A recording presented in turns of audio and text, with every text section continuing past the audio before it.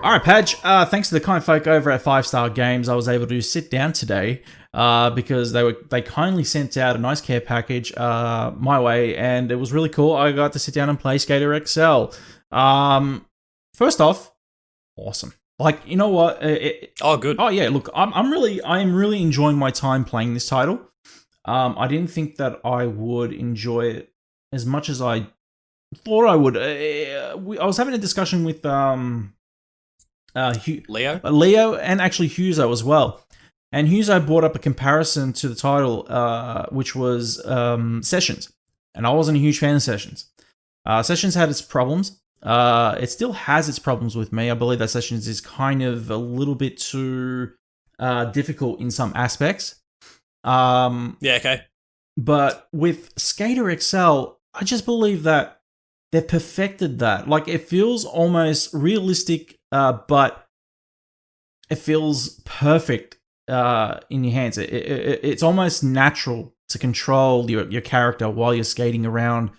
Different maps that they've given you as well. There are pre-built maps within the game from the studio themselves, and there's also some community maps that are also, I don't know if they've been pre-built or not, whether they're example maps or not, but they are there.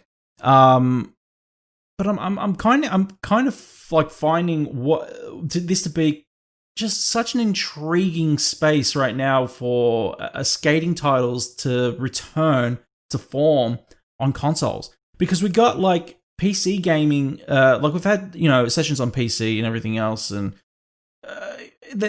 it's an interesting time, between Session, between Skate 4 or whatever and it is coming Tony back. Hawk Tony remastered Hawk coming as well. Back. What the fuck's going on? It's making its mark. It's making its mark. What are your initial impressions when you first saw like the gameplay for Skater XL? Look, I mean, I haven't seen a huge amount on it, but I liked what I saw. Yeah. I'm not the biggest skate sort of guy. I haven't played any of the skate games. I've played some Tony Hawks over the journey, and they all look cool and they play fun. Played fun. I had the goodest time. I enjoy them. But this needs to be doing something really exceptional for me to maybe jump back in, just because my time is divided. My interests have been, have kind of molded and changed over the years. Is this the sort of title that I should go back to? Why is it called Skater XL? Does that mean I'm just it's a whole bunch of like donut drakes that are all on skateboards? Like, what are we dealing with here? Look, I think if anything, it expands on the fact that we're playing. Look, Skate is a pre-existing title, but the beta of it came out, I think, back in 2018, and it was placed on PC initially, and you didn't get much of an expansive universe. You got some, the basics of just a skating sim, essentially. Skater XL takes it above and beyond that. You get more in this game, and you get the ability to customize your character and give yourself a custom map as well, which is really cool. Obviously, you're going to be able to interact with the community and get additional community maps, which is going to be a lot of fun to actually experience as well. Oh, user-generated content's great. It's always great to prolong its quality of life. That's for sure. I think, if anything, I'm impressed by what I've seen so far. Obviously, a major improvement over the recent Tony Hawk's entry that we got only a couple of years ago, which was just a... the less said about that, the better, right? 100%. Okay, so in saying that, today I did talk to you guys about it as well, and my experiences that were a bit mixed, because there is definitely a patch coming for this title. And when I say that, is because of its frame rate, which is at times poor. I have experienced 2 freezes within the game, and I showed you guys one of them. Real hard freezes that took like minutes for it to unfreeze and continue gameplay.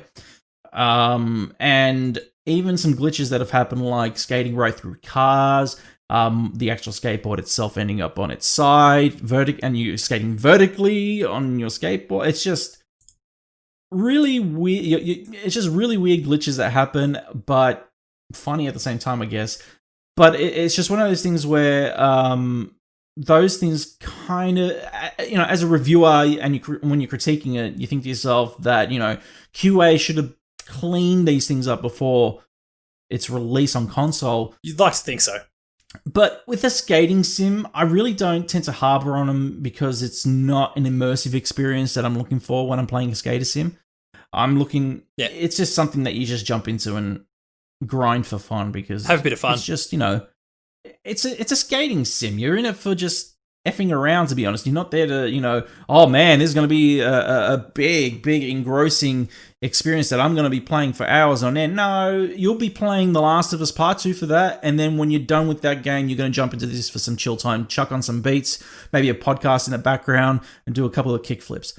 It's nothing that you're going to be completely taken out of if a couple of bugs occur. If anything, you'll probably have a laugh about that and continue. It's not as bad as Tony Hawk in terms of that per se. It's, if anything, it's a really solid experience. And I mean, like Leo from Power Up today published his article, and even with the bugs evident and, them occurring within his time as well, he still gave the game a 9.1 out of 10.